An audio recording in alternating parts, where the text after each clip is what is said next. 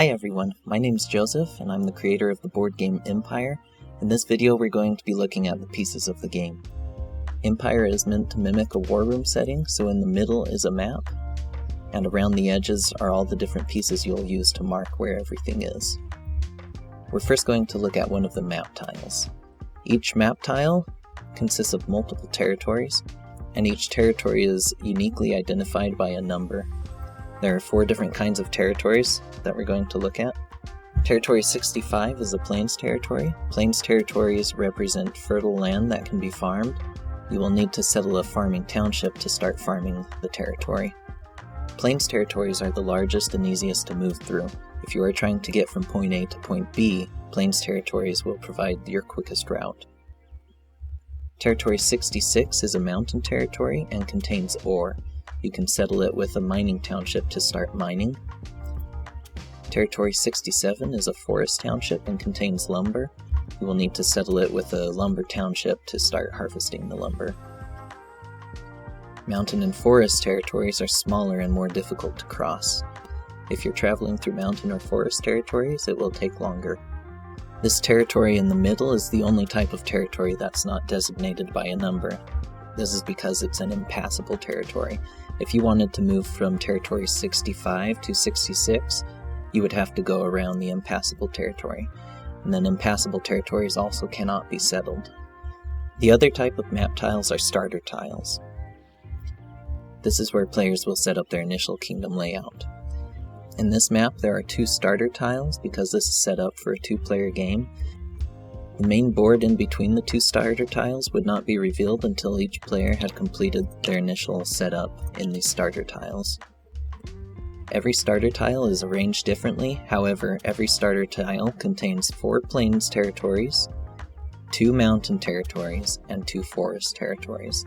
This ensures that all players start off equally. We're now going to look at the player pieces, and we'll use green as an example, so we'll start with the cities. Cities are your main source of income and also provide most of the infrastructure for your kingdom. Every city is divided into 3 sections, being trade, industry, and military.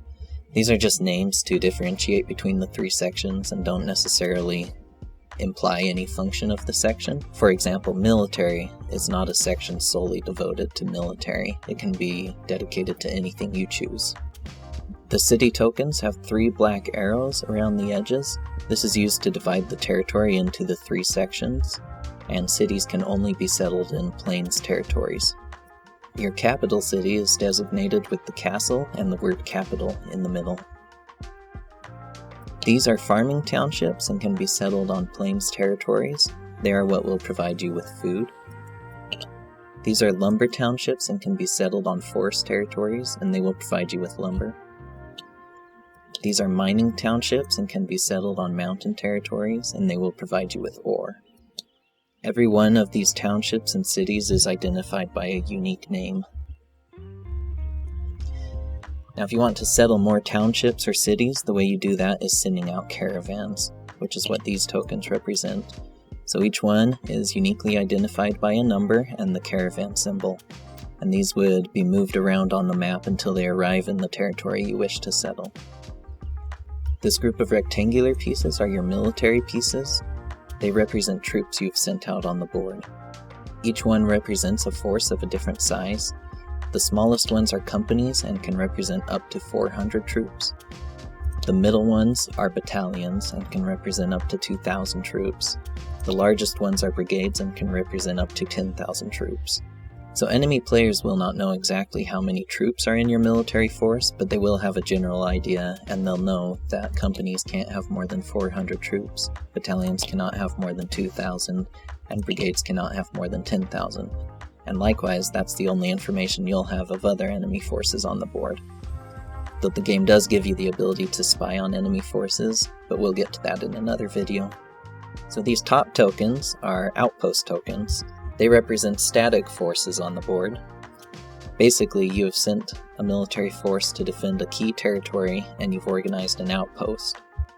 Outposts can't be moved around, but they will automatically be reinforced throughout the course of the game, so they will grow stronger. And finally we have these 2 flag markers. These are used when you take over an enemy city. You would put your flag there to show everyone whose city it is now. So I've set up here an example of what a starting game might look like. Initially, players would have set up their kingdom on their starter tile. You would then reveal the center of the board, and then after a couple turns, say player green could have sent a caravan out to explore, whereas player blue is moving back into his own starter tile to finish settling these resources that were available to him. The last pieces to mention are over here on the side. These are special territories that you can discover during the game, and they'll be randomly generated every game. You can discover barbarian camps, and these 6 tokens down here are actually barbarian forces that will come attack you. Those are the only negative territories you can explore. These are mercenary camps. If you settle these territories, a battalion of mercenaries will join you. The yellow ones are trade routes. If you settle these territories, you'll get a boost in income every turn. The green ones designate territories that are rich in resources. If you settle these territories, the output of that township will be greatly increased.